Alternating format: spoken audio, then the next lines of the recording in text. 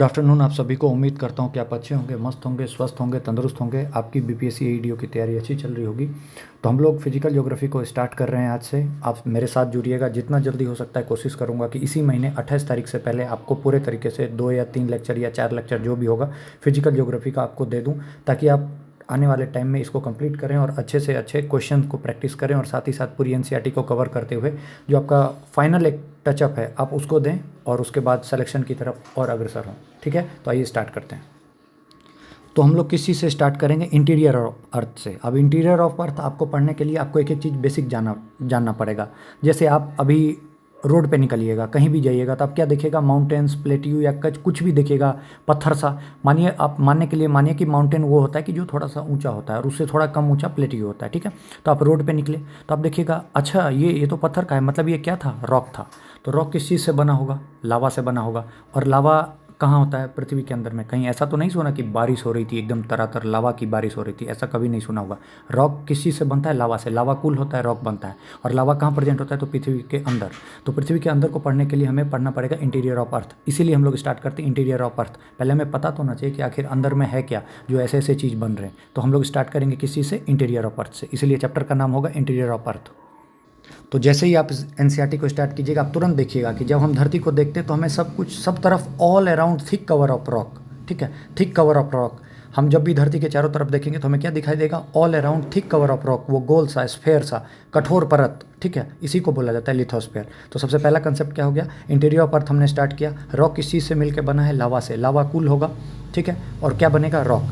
तो उसके बाद हम लोग निकल के बाहर की तरफ, बाहर तरफ देखा तो चारों तरफ देखा कि गोल गोल गोल गोल क्या है? रॉक। रॉक क्या है? कठोर परत। और रॉक जो चारों तरफ, हमारे तरफ जो भी रॉक प्रेजेंट है, गोले फॉर्म में, स्फेयर के फॉर्म में, कठोर परत के फॉर्म में, इसी को बोला जाता है लिथोस्फेयर। समझ में आ गया? एनसीईआरटी की पहली लाइन है।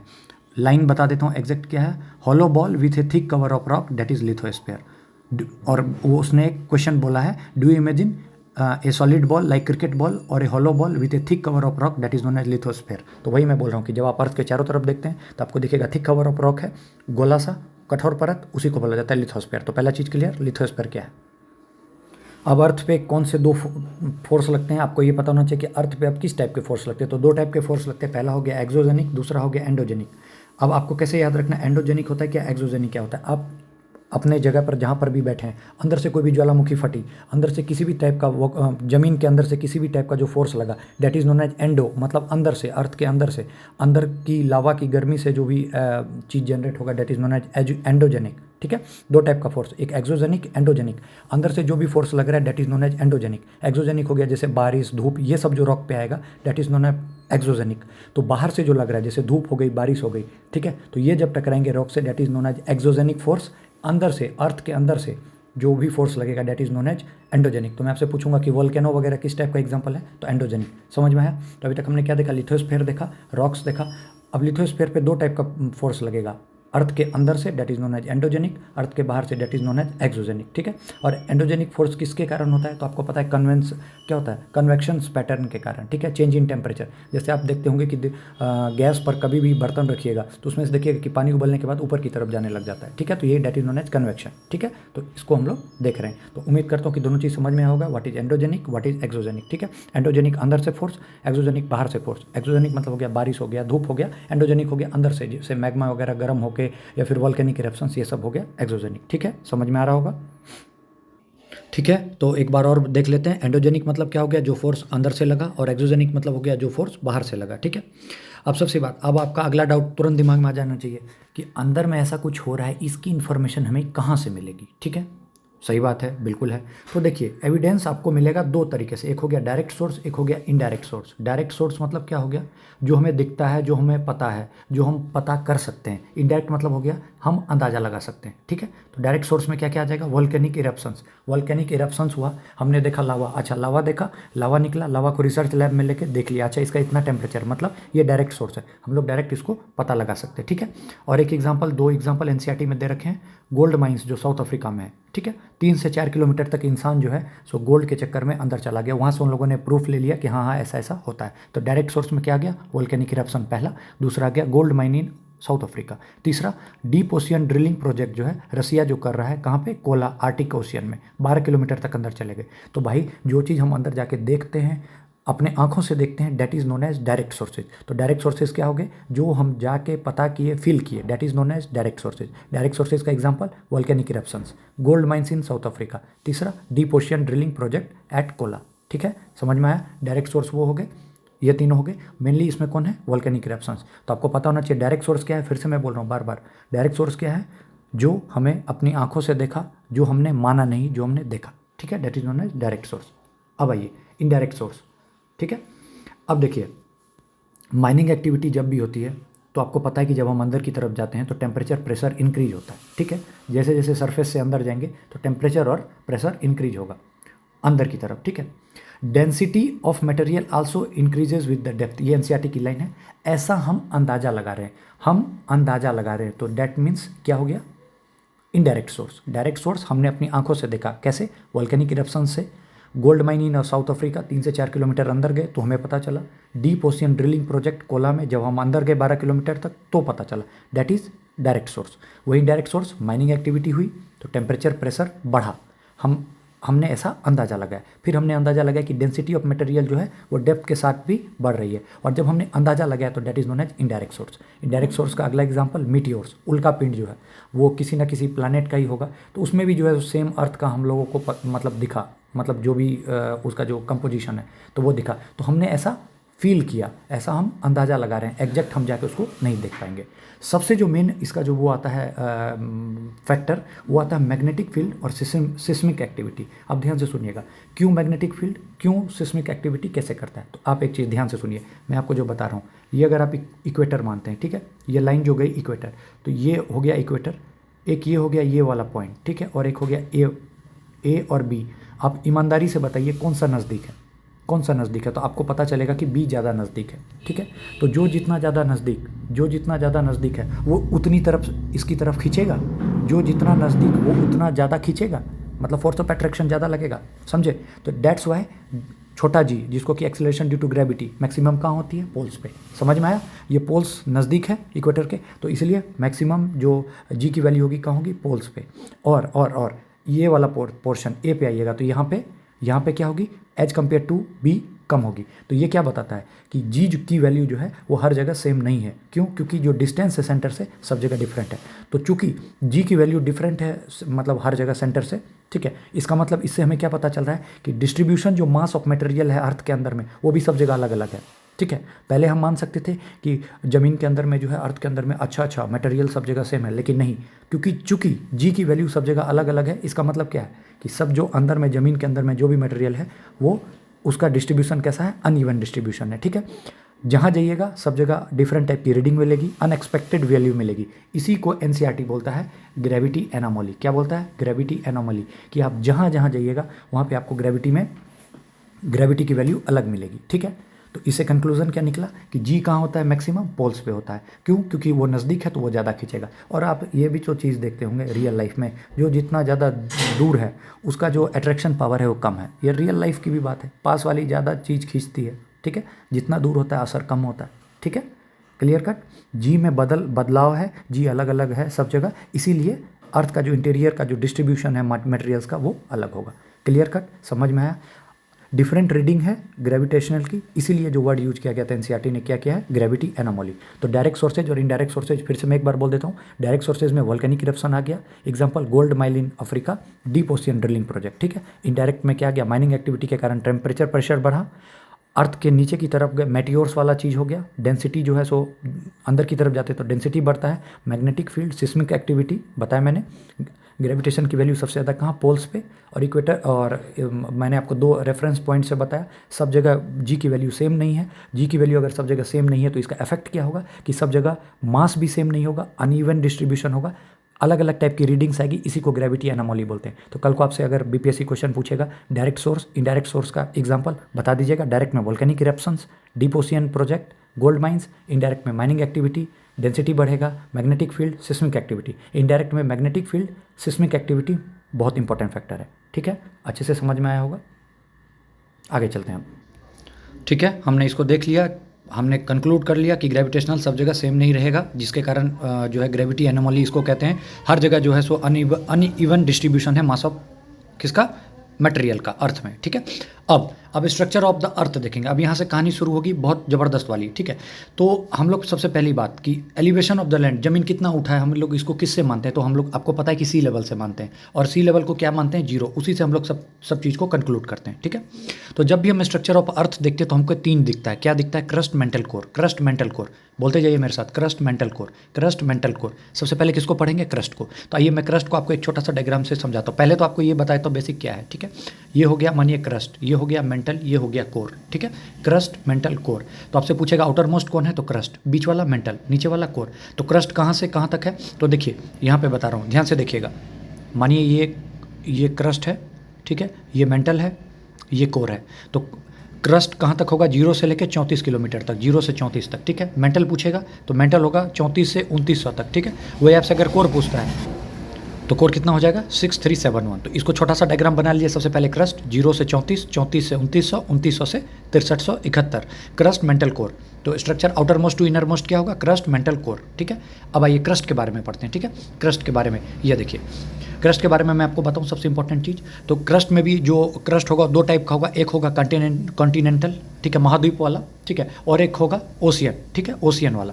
तो सबसे इंपॉर्टेंट चीज़ क्या है कि आप बताइए मेरे को सोच के कि कॉन्टिनेंटल वाला जो क्रस्ट है वो मजबूत होगा कि ओशियन वाला जो क्रस्ट होगा वो ज़्यादा मोटा होगा।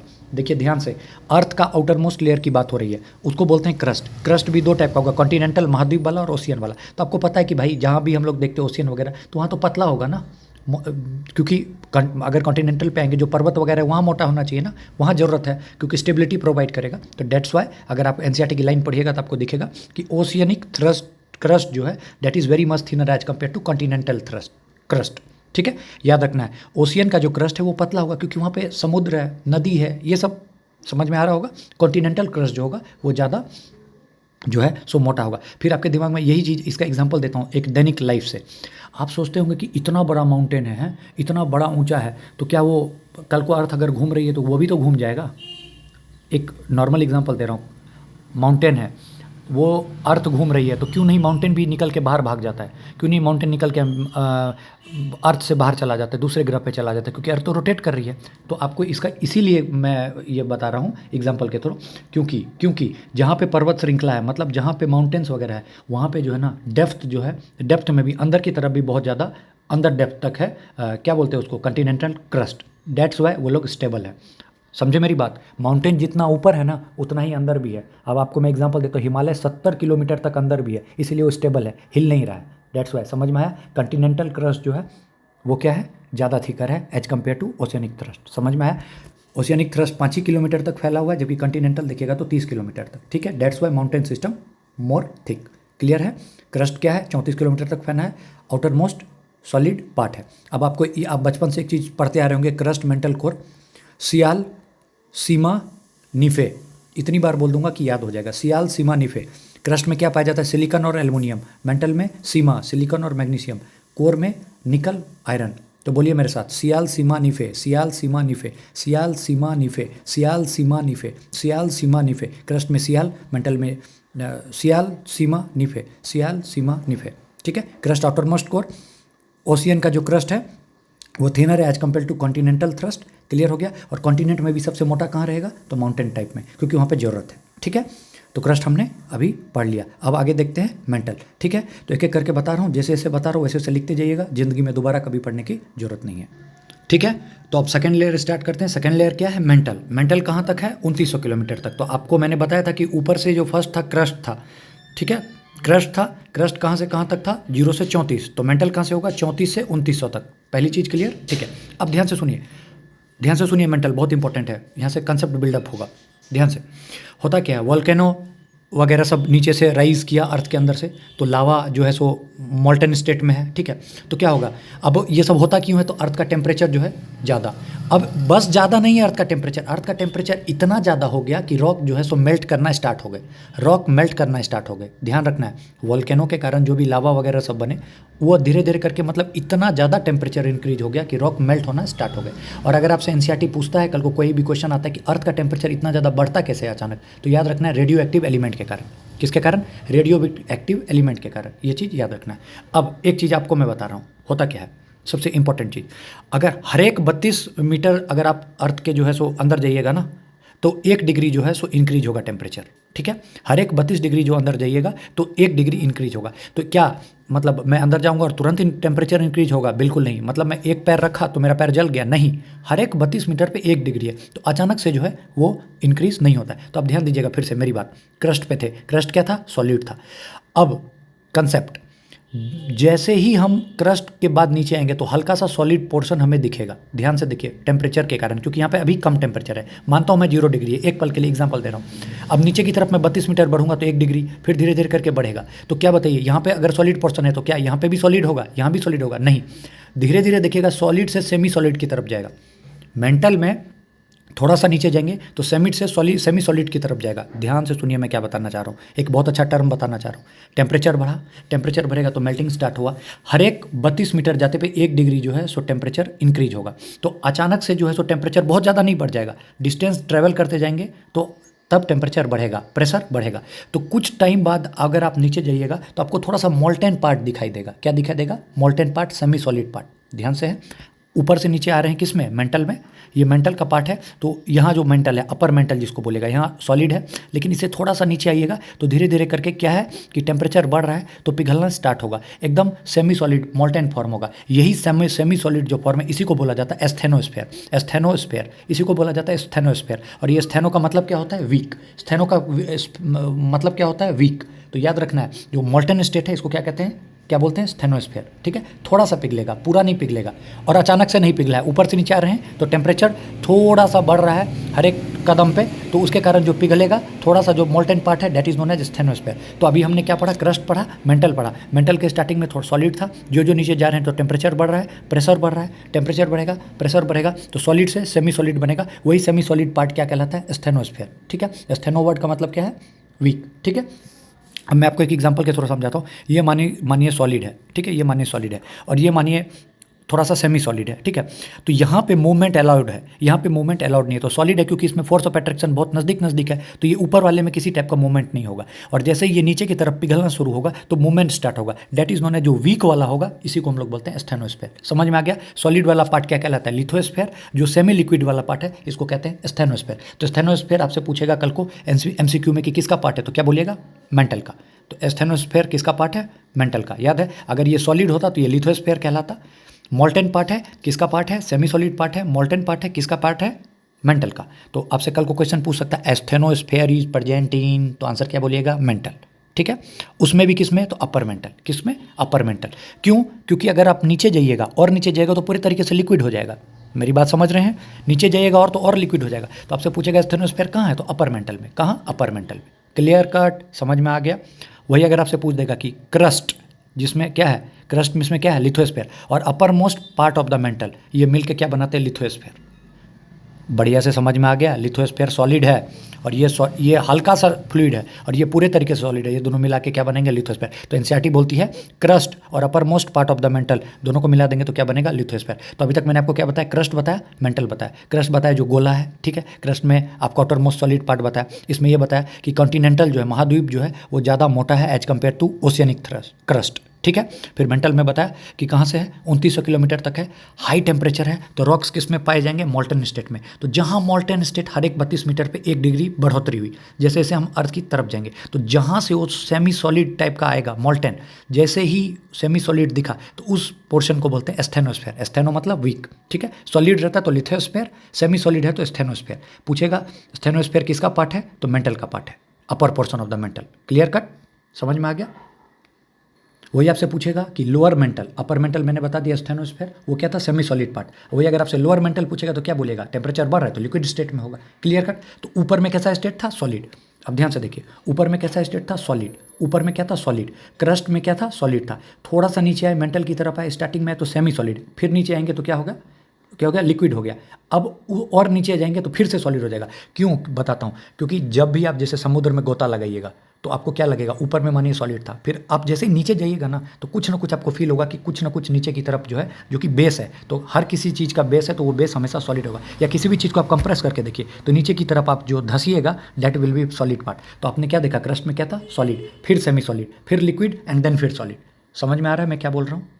तो फिर से सुनिए लास्ट टाइम, क्रस्ट में क्या था, पूरा चीज़ सॉलिड था। मेंटल में स्टार्टिंग में आए तो क्या था, सॉलिड था, फिर क्या था, सेमी सॉलिड था, फिर क्या था, लिक्विड था, और फिर जब आप कोर में आइएगा स्टार्टिंग में तो ये आपको दिखेगा सॉलिड। क्लियर कट, समझ में आया? Crust, mantle, core, sial, sima, निफे। तो हमने क्रस्ट पढ़ लिया, मेंटल पढ़ लिया, अब पढ़ेंगे कोर। ठीक है, ये आपको समझ में आ गया होगा कि क्रस्ट और upper most part of the mental मिलके लिथोस्फीयर बनाते हैं। अब एक बार कैसे बनाते हैं इसको मैं छोटा सा एक डायग्राम से बना के आपको समझा देता हूँ। ठीक है, ये मानिए अर्थ का है, ये आउटर मोस्ट है, ये क्रस्ट है।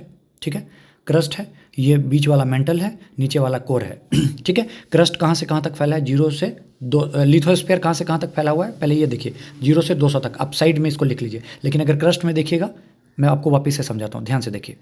ये हो गया crust, mantle, core, crust, mantle, core. ठीक है, ये क्रस्ट हो गया, मेंटल, कोर। आपको पता है लिथोस्फीयर कहाँ से कहाँ है, तो 200 किलोमीटर से है। ठीक है, और लिथोस्फीयर कैसा है, सॉलिड है। ठीक है, उससे पहले उसके बाद मैंने बताया था स्टेनोस्फीयर कैसा है, 200 से 700 तक फैला हुआ है। ये कैसा है, सेमी सॉलिड है। अब देखिए क्या है, क्या क्रस्ट कहाँ से कहाँ तक फैला है, 0 से 34। ठीक है, मेंटल कहाँ तक फैला है, 700। तो आप देखिए लिथोस्फीयर कहाँ से कहाँ तक है, 0 से 200, तो मतलब कुछ पार्ट मेंटल का भी ये कैरी करेगा, यहाँ से 200 की तरफ चलिएगा, तो इसीलिए जो है मेंटल का अपर वाला जो पार्ट है वो सॉलिड है। अब 200 कवर हो गया, फिर उसके बाद कुछ पार्ट बचेगा, दैट्स वाई ये सेमी सॉलिड है। तो आपको क्लियर हो गया, अच्छे से समझ में आ गया होगा कि क्रस्ट में हम लोग किस किस को कंसिडर करते हैं। ठीक है, क्लियर कट, समझ में आ गया। इसीलिए यहाँ पे मैंने लिखा है कि crust plus upper most part of the mantle is equal to lithosphere, क्योंकि लिथोस्फीयर कैसा है, सॉलिड पार्ट है। ठीक है, सेम चीज़ है, यही चीज़ मैंने बोला। अब देखिए जो कॉन्स्टिट्यूएंट ऑफ कॉन्टिनेंटल मास है, मैंने आपको अभी बताया था crust, mantle, core, crust, mantle, core, sial, sima, nife, sial, sima, nife. Crust में क्या होगा, सियाल, सियाल मतलब सिलिकॉन, एल्युमिनियम। इसमें क्या होगा, मेंटल में सीमा, सिलिकॉन, मैग्नीशियम, और इसमें क्या होगा, निफे, निकल, आयरन। तो इंपॉर्टेंट है, ये चीज़ पूछा जाता है, याद रखना है। ठीक है, तो the main constituent of continental mass are silicon, aluminium, oceanic में silicon, magnesium, and just beneath the crust that is mantle. ठीक है, इसमें क्या हो जाएगा, मेंटल में क्या हो जाएगा, सीमा, सिलिकॉन, मैग्नीशियम। ठीक है, याद रखिएगा। इनर मोस्ट लेयर क्या हो जाएगा, कोर, तो उसमें क्या होगा, निकल, फेरस। सियाल, सीमा, निफे, सियाल, सीमा, निफे। बार बार बोलिए, क्वेश्चन आता है, बहुत फेवरेट क्वेश्चन है बीपीएससी का। Crust, mantle, core. ठीक है, क्लियर कट, समझ में है? तो अभी तक हमने क्या देख लिया, क्रस्ट देख लिया, मेंटल देख लिया। अब आइए कोर को देखते हैं। तो इनर मोस्ट लेयर क्या है, कोर। ठीक है, कोर के अंदर में आपको पता है कि सबसे अंदर का पार्ट है, तो यहाँ पे टेम्परेचर और प्रेशर सबसे ज़्यादा होगा।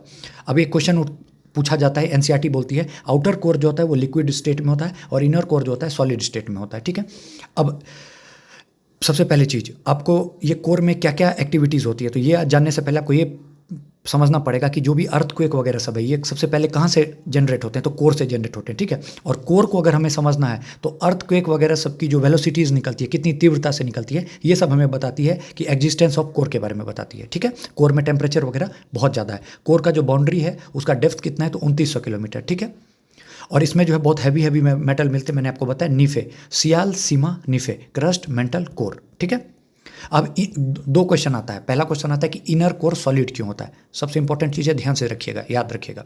अब सबसे पहले चीज़, कोई भी लिक्विड है अंदर की तरफ है। ठीक है, अब हम लोग कोर की तरफ जा रहे हैं, टेम्परेचर इंक्रीज हुआ था तो लिक्विड हुआ। कोई भी लिक्विड है तो गर्म होगा तो बाहर की तरफ निकलेगा, वो क्या होगा, गर्म होगा तो बाहर की तरफ निकलेगा। और चूंकि जितने भी मैटर प्रेजेंट हैं अर्थ पे वो सब प्रेशर लगाएंगे उस पर। ठीक है, जितने भी मैटर प्रेजेंट हैं अर्थ पे वो प्रेशर लगाएंगे, और कोई भी चीज़ आप प्रेशर लगा के देखिएगा, खुद से ही देखिए, आप अपने कॉपी पे ही अभी हाथ पूरा अच्छे से दबा के प्रेशर लगाइए तो आपको पता चलेगा कि कोई एक मतलब सॉलिड सरफेस टाइप का होगा। दैट्स वाई जो इनर कोर है वो क्या है, सॉलिड है, because the pressure of all the matters present on the earth are exerting there. तो कोई भी चीज़ को अगर आप दबाइएगा तो एक मतलब लिक्विड भी होगा तो वो फैल जाएगा, और बाद में आपको किसी ना किसी आप कंक्लूजन पे पहुंचेगा कि वहाँ पे आपको सॉलिड दिखाई देगा। इसीलिए बोला जाता है कि इनर कोर का नेचर क्या है, सॉलिड। तो अभी तक हम लोगों ने जो पढ़ा अब उसको कंक्लूड करते हैं। अभी तक हमने देखा क्या, लिथोस्फीयर था। लिथोस्फीयर किस किस चीज़ को लेके बना है, upper crust, lower crust, upper mantle. ठीक है, लिथोस्फीयर में क्या था, पूरे तरीके से सब कुछ सॉलिड था। ठीक है, पूरे तरीके से सॉलिड था, तो लिथोस्फीयर इक्वल टू सॉलिड। अब क्या हो गया, लिथोस्फीयर से हम नीचे की तरफ उतरे, मतलब क्रस्ट से मेंटल की तरफ उतरे, तो हमें क्या दिखा अपर मेंटल में एस्थेनोस्फीयर, जो कि वीक था, सेमी सॉलिड, ठीक है। तो पहले क्या था लिक्विड, फिर क्या हो गया सेमी सॉलिड, ठीक है, याद रखना। अब उसके नीचे में आएंगे lower mental, upper mantle, lower mental. मैं किस चीज़ की बात कर रहा हूँ फिर ध्यान से सुनिए। ये हो गया क्रस्ट, ये हो गया मेंटल, ये हो गया कोर। तो इसको आप अगर डिवाइड कीजिएगा तो इसको अपर क्रस्ट बोल सकते हैं, इसको लोअर क्रस्ट बोल सकते हैं, इसको अपर मेंटल बोल सकते हैं, इसको लोअर मेंटल बोल सकते हैं, इसको क्या बोलिएगा अपर कोर बोल सकते हैं, इसको लोअर कोर बोल सकते हैं, ठीक है। तो वही चीज़ बोल रहे हैं, एस्थेनोस्फीयर क्या हो गया अपर मेंटल, ठीक है। ये सब सॉलिड में आएगा और ये सब मिलकर क्या बनेगा लिथोस्फीयर, क्लियर कट। एस्थेनोस्फीयर किसका पार्ट, अपर मेंटल का, ठीक है। वही आपसे लोअर मेंटल पूछेगा तो उसको क्या बोलते हैं मेसोस्फीयर, ये भी कैसा होगा सॉलिड पार्ट, ठीक है, याद रखिए। अब जो सबसे इंपॉर्टेंट है कोर में, बैरिस्फीयर कहीं भी वर्ड यूज किया जाए स्टार मार्क कीजिए, बैरिस्फीयर कहीं भी वर्ड यूज किया जाएगा दैट मीन्स कोर। बैरिस्फीयर मतलब कोर, तो बैरिस्फीयर मतलब हो गया कोर। ये आउटर कैसा होगा लिक्विड होगा, मैंने आपको बताया, और इनर कैसा होगा सॉलिड होगा। इनर सॉलिड होगा, आउटर क्यों लिक्विड होगा, क्योंकि मैंने आपको बताया कोई भी चीज़ जो है लिक्विड गर्म होगी, क्योंकि अंदर में जो भी कन्वेक्शनल करंट वगैरह ये सब जो चल रहा है, ठीक है, तो ये कोई भी चीज़ गर्म होगी तो बाहर की तरफ आएगी, तो डेट्स वाई आउटर क्या होगा लिक्विड होगा। क्लियर कट, अच्छे से बिल्कुल गया दिमाग में। तो हम लोग ऊपर से नीचे आएंगे तो क्या देखेंगे, अगर हम लोग से पूछेगा तो ऊपर सॉलिड था, फिर सेमी सॉलिड था, ठीक है, फिर क्या आया लिक्विड आया, ठीक है, फिर क्या आया फाइनली सॉलिड। तो ये आपका सीक्वेंस चलेगा, ठीक है, इंपॉर्टेंट है, याद रखिएगा, ठीक है, ये समझ में आया। अब अगला, अब अगले में हम लोग जैसे ही जाते हैं तो एक डिसकंटिन्यूटी वर्ड आएगा। डिसकंटिन्यूटी मतलब क्या है, कंटिन्यू नहीं है, जो लगातार नहीं है, that is known as discontinuity. अब डिसकंटिन्यूटी क्यों नहीं है, क्योंकि आपने ये देखिए ये ऊपर से नीचे देखा, यहाँ सॉलिड था मानिए, फिर यहाँ पे सेमी सॉलिड हुआ, फिर यहाँ पे लिक्विड हुआ, तो डिसकंटिन्यूटी है, कुछ ना कुछ बीच में है जो डिसकंटिन्यू है, इसीलिए जो है वर्ड यूज किया जाता है डिसकंटिन्यूटी। अब डिसकंटिन्यूटी किस किस टाइप की है आप देखिए, यहाँ पे मैंने बनाया, देखिए सबसे पहला चीज़ ये क्रस्ट है, ये मेंटल है, ये कोर है। मैंने आपको बोला था कि अगर इसको सबको दो भाग में डिवाइड कर दीजिए तो ये ऊपर वाला क्या कहलाया आउटर क्रस्ट, ये वाला लोअर क्रस्ट, ये वाला अपर मेंटल, ये वाला लोअर मेंटल, ये वाला आउटर कोर, ये वाला इनर कोर। 6 भाग में डिवाइड हो गया। अब देखिए आउटर क्रस्ट और इनर क्रस्ट को जो डिवाइड करेगा दैट इज नोन एज कॉमरोड। क्या है कॉमरोड डिसकंटिन्यूटी, कॉमरोड साइंटिस्ट का नाम है, ठीक है। फिर अपर मेंटल और लोअर मेंटल को जो डिवाइड करेगा उसको क्या बोलिएगा, ध्यान से एक स्किप कर गया हमने, वापिस से बता रहा हूँ। आउटर क्रस्ट को लोअर क्रस्ट से जो डिवाइड करेगा दैट इज नोन एज कॉमरोड, ठीक है। लोअर क्रस्ट को अपर मेंटल से जो डिवाइड करेगा that is known as Moho. Lower crust को अपर मेंटल से जो करेगा वो रेपेट, ठीक है। अपर मेंटल को लोअर मेंटल से करेगा दैट इज गुटेनबर्ग, ठीक है। और जो ये लास्ट वाला है ओसी को आईसी से, मतलब आउटर कोर को इनर कोर से, तो लेमन। तो आपको टोटल याद रखना है कितने 5। इसका ट्रिक है सीधा याद रखना है CMR GL। आपको कुछ नहीं करना है, सीधा बनाना है, 3 बनाना है, 3 को फिर बाद में 6 कर देना है, ठीक है। 3 को 6 कर देना है, क्यों कीजिएगा outer inner outer inner outer inner, ठीक है। पहले 3 बनाइए, फिर से बता रहा हूँ ध्यान से सुनिए, ये 3 बनाइए, क्रस्ट मेंटल कोर। अब इसको 2 भाग में, outer crust inner crust, outer mental inner mental, outer core inner core, ठीक है। अब टोटल 6 भाग में बांट दिया। अब टोटल अगर आपने इसको 6 भाग में बांटा है तो टोटल 5 बनेंगे जो कि इसको डिवाइड करेंगे। पहला कॉमरोड, दूसरा मोहो, तीसरा रेपेट, चौथा गुटेनबर्ग और 5वां लेमन। सीधा याद रखिए, सीधा ट्रिक CMR GL। एक सांस में बोलिए CMR GL, ठीक है। तो कल को आपसे पूछ लेगा क्रस्ट को मेंटल से कौन करता है अलग, क्रस्ट को मेंटल से कौन करता है अलग, तो याद रखिएगा मोहो। क्रस्ट को मेंटल से कौन करता है अलग, मोहो, ठीक है। ऐसे करके भी, या इंडिविजुअली पूछ देगा वो भी। CMR GL बोलिए मेरे साथ, CMR GL, Conrad, Moho, Repetti, Gutenberg, Lehmann. एक साथ बोलिए CMR GL। C for Conrad, M for Moho, R for Repetti, G for Gutenberg, L for Lehmann, ठीक है। नहीं याद होता है बार बार लिखिए CMR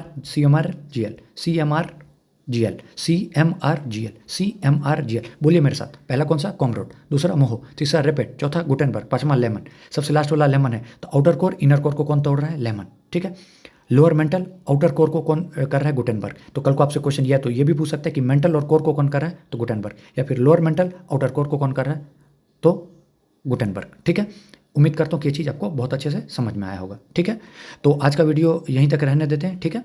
आपको समझ में आ गया होगा, पहला दिन है फिजिकल ज्योग्राफी का, अच्छे से इतना कीजिए, बहुत इंपॉर्टेंट है। यहाँ से 1 से 2 क्वेश्चन यूपीएससी में हर साल एक क्वेश्चन बनता है, और आपके बीपीएससी में आजकल शुरू कर दिया है पूछना सियाल, सीमा, निफे, और जो कंसेप्चुअल आएगा एनसीईआरटी से, एक लाइन नहीं छोड़ी है एनसीईआरटी के, ठीक है। हाँ, एक चीज़ और बताना था, 7वीं की एनसीईआरटी पढ़िएगा। अभी इससे पहले हमने 11th की एनसीईआरटी पढ़ी, तो उसमें हम लोगों ने देखा कि उसने बताया कि फुटबॉल है, बॉल है, अर्थ। लेकिन आप 7th की एनसीईआरटी में दीजिएगा तो उसने बताया कि अर्थ किस तरह का है, ओनियन की तरह का है। तो ये सब कुछ अच्छी मतलब चीज़ें, हंसने वाली चीज़ें, ठीक है। तो याद रखना है। तो हमने फिर क्या देखा, सॉलिड देखा, लिक्विड देखा, फिर पहले हमने क्या देखा था, आप याद कीजिए, क्रस्ट था, मेंटल था, कोर था। क्रस्ट कैसा था? सॉलिड था। फिर हमने स्टेनोस्फेयर देखा, वो क्या था? सेमी सॉलिड था, ठीक है। और फिर सबसे इनर कोर जो देखिएगा, सबसे इनर कोर देखिएगा, वो कैसा है? सॉलिड है। तो आपको ये सब चीज़ याद रखना है। तो हम लोगों ने आज जो चीज़ देखा, आप इसको एक बार लिख के देखिएगा, अच्छे से याद हो जाएगा। Crust, mantle, core, crust, mantle, core. Lithosphere क्या था? Upper crust, lower crust, upper most, mantle, ठीक है। क्रस्ट प्लस अपर मोस्ट मेंटल बराबर लिथोस्फेयर। स्टेनोस्फेयर क्या था? अपर मेंटल का पार्ट है। क्वेश्चन कल को आपसे पूछेगा कि स्टेनोस्फेयर क्या है? क्रस्ट का पार्ट है? तो नहीं। कोर का पार्ट है? नहीं, अपर मेंटल का पार्ट है, ठीक है। कल को ये सब क्वेश्चन पूछेगा। सियाल, सीमा, निफे 10 बार बता दिया। डायरेक्ट सोर्स कल को आपसे पूछते कि डायरेक्ट सोर्स क्या है, तो volcanic eruptions, gold mine in South Africa, deep ocean drilling project. Indirect source मैंने आपको बता दिया था, मेटियोर्स जो है, मैग्नेटिक फील्ड, सिस्मिक एक्टिविटी, ठीक है। ग्रेविटी सबसे ज़्यादा कहाँ होगा? पोल पे होगा। क्यों होगा? क्योंकि सब जगह जो है अनइवन डिस्ट्रीब्यूशन ऑफ मास है, जिसको कि ग्रेविटी एनोमली हमने कहा था। फोर्सेज जो बाहर से लग रहे थे तो उसको एक्सोजेनिक फोर्स बोलते हैं, जैसे बारिश हो गई, धूप हो गया। अंदर से जो लग रहा है उसको एंडोजेनिक बोलते हैं। रॉक कवर पूरे तरीके से हार्ड कवर हर तरफ था, जिसको कि हम लोग क्या बोलते हैं? लिथोस्फेयर, ठीक है। स्टेनोस्फेयर बता दिया था, सॉलिड सेमी सॉलिड पार्ट है, ठीक है। अच्छे से समझ में आ गया। क्रस्ट, मेंटल, कोर याद रखिएगा, ठीक है। ओशियनिक क्रस्ट जो होता है थिनर होता है as compare to continental crust, ठीक है। अच्छे से याद रखिएगा। ऑल द बेस्ट सभी को, थैंक यू।